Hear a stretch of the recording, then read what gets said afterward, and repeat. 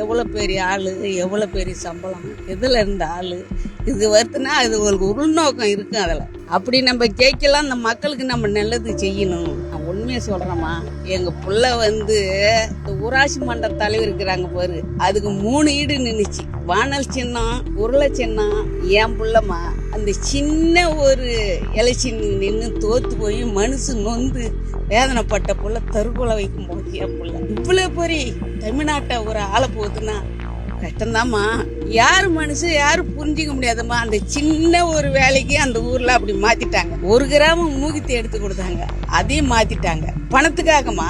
அது போல இங்க என்ன செய்யறாங்கன்னு நம்ம கண்டோம்மா. யாரு மனுஷனை கருத்து யாரையும் நம்ப முடியாது.